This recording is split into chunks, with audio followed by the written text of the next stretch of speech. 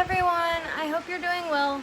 I really, really hope and pray that everybody has a loving and kind and supportive community around them. Whether that's blood family, friends, family that second cousin, third cousins, whatever. Co-workers, whatever. I really pray that everybody has that loving and supporting community, because it just makes life so much better. I've had times in my life, when I've messed up, done things I shouldn't have, hurt some relationships and kind of things like that, but the Lord He's been so good to me and forgiving and loving, and no matter where He's put us, He always has those people that love us and care about us and want to hear our story and are there for us. And I think that's amazing. Okay, I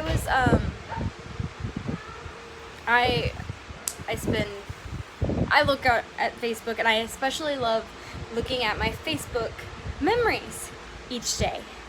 And one of the things that popped up was a few days ago, 4 years ago, there was a group of wonderful ladies that put a baby shower together for Thomas. While my mom was here, Thomas had already been born. He was like 13, 14 days old or whatever. And this lovely group of ladies threw me a baby shower. And they prayed for me, and they were so encouraging and so loving and just amazing, amazing ladies.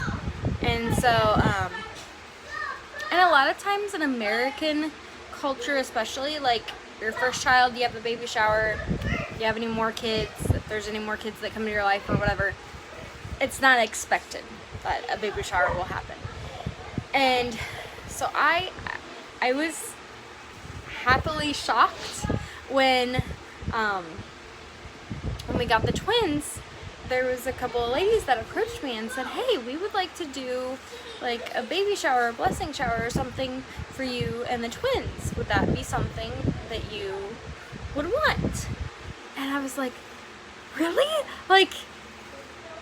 I just assumed that, yeah, Thomas was the first child, so we had a shower for him, and that there wasn't going to be anything else like that. And so I just wasn't expecting it. And so when they said that, I was like, oh, thank you.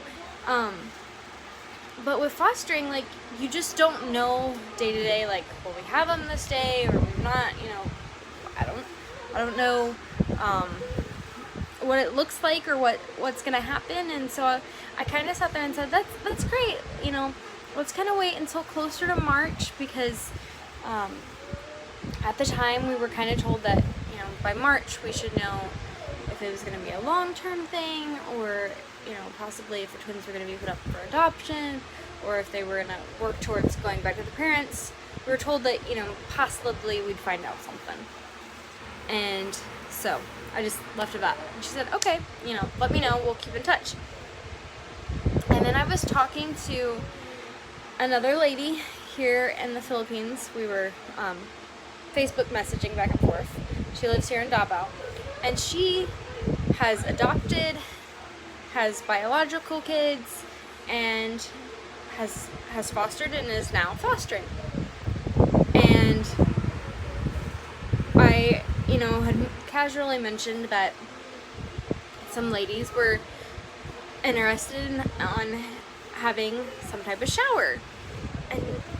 And I said, but I'm kind of, a little bit nervous or leery, just not knowing how long we'll have the girls. Is that appropriate? Or should we not? I don't know. I didn't know. I've never done this before. What's appropriate with fostering, what's not. And her comment was, and I don't think I'll ever forget it, the more love, the more blessings that these twins receive, like, that's not wasted. And so, and she said, you know, that would be a great thing because that would be a blessing. And she talked about how people had come alongside them and given them things to help out with the little boy that they're fostering. And so I thought that was so neat. Like, the more people that love somebody, the better. You know, the more people that are coming alongside and praying and just being a blessing and being in the kid's life, like that never goes to waste. And so I thought that was really special. So then I messaged the missionary that had asked, like, would we be interested in having a baby shower? And I told her, I said, you know, talking to this other foster mom, she said, why not? Like, it's not, you know, it doesn't hurt anything. It gives them an opportunity to meet the twins. And I was upfront with them, like, there's a chance, but we might not have the twins past the end of May because we're going back to the States. And so unless something like, unless they go to another family for 2 months, we don't know at this point. But so yeah, I was just honest, and then a couple weeks later they sat there and said, hey, this is when we're thinking of having it. Does that, you know, work for you? And I said, yeah, sure. And so they had a blessing shower for me and the twins today, and it was such a blessing. Just to, I mean, one, yes, the gifts were a blessing, but two, like, not just that, just spending time with the ladies, just being there. I was sitting there thinking, like, man, can we just get together more often and just eat and, you know, have this time together as ladies? Like, that doesn't happen very often. And so anyways, so thank you so much, ladies. It was amazing just to spend time with them. It was amazing just to be able to share the story, share our struggles and challenges and things, and share the twin story, and it was just very therapeutic for me. So anyways, and then on top of that, like, the gifts were amazing. I'm so thankful that everybody, like, kept it practical, because that's what we asked for. I was asked, you know, do they have toys? And yes, we've got plenty of toys. Coming from an orphanage, like, they're not used to a ton of toys, and I didn't want to overwhelm them, and they still have they still have probably too many, but that's our fault. And so I asked for no toys, and so they listened to that. They had these cute little toys, though, for the girls to play with while they were there, and I thought that was such a blessing. And they gave formula and diapers and baby lotion and some clothes and money. But the cool thing is, like, for one of the twins, and I think I've said this before in other videos, we have 4 different types of milk in our house right now, okay? We have the powdered milk that Thomas drinks. We have the formula that one twin drinks. We have the formula that another twin drinks. And then we have the milk that Dan and I drink. 4 different types of milk. That's crazy, okay? But just cost and everything, that's what we do. And so one of the twins' milk is more expensive because it is lactose free. So I wasn't expecting to really get that at the shower. But the other twin, like, we have enough milk for her especially to probably last us through February and maybe even March. Like, we might not have to buy milk until April. And then the twin that's lactose free, I would say we have a good amount to get through February. And it's just, that's amazing. To not have to buy milk, and the amount of diapers we have is amazing. And just thank you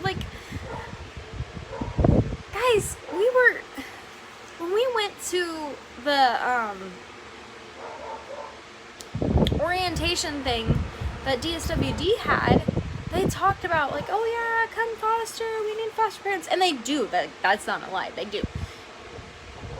But then they sat there and said like the different ways that they would help and different things that they would do. Like none of that has happened. But God's church, His people have stepped up. And His people have stepped up with not even being asked. And have been a blessing after blessing after blessing. And it blows my mind. You know, like, they did not have to do this. Like, but they care and they love. And I love them so much. And and it's so exciting, like, you know how I mentioned just how getting together was a blessing.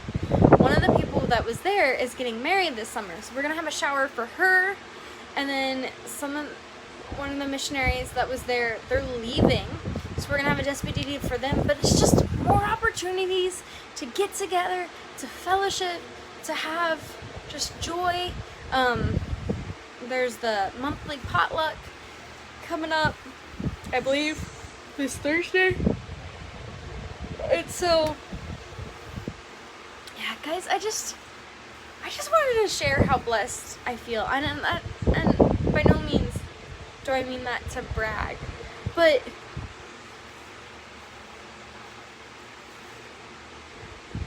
these girls were not wanted.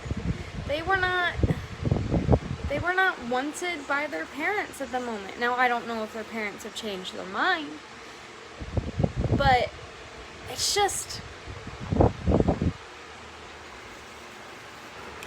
to see this group of ladies to sit there and say, God's word says we're supposed to take care of orphans and widows. And we're supposed to serve like Jesus served. We're supposed to love like Jesus loved. And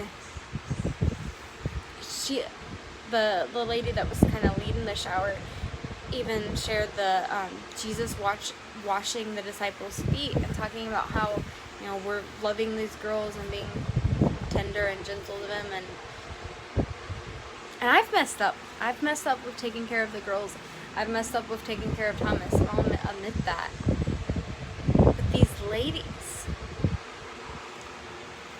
and their gentleness, and their tender care, and their love, like, it's just, if anything, I've got, like, pep in my step. I'm like, okay, I can do this. Like, I can take care of 3 kids. And, you know, I can get through the rough days, and I can get through the Saturday mornings without Dan, you know, being gone at basketball. Like, I can do this. And today, I needed to hear, like, I needed to be told, like, you can do this. You got this. And it wasn't told exactly in those words, but it was shared. Say hi. And here's Thomas.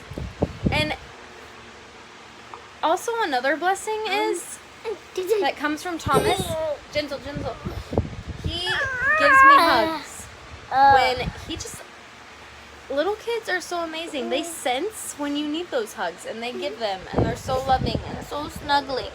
And so, yes, I just feel overwhelmingly blessed, overwhelmingly thankful, and I'm just reminded that we can do this, and that I have enough strength to get through another day, and hopefully just to be the blessing that the girls and Thomas and Dan needs. So thank you so much for watching this video. Thank you so much for going on this journey with us and praying for us and encouraging us. We love you all. We'll talk to you later. Bye. God bless.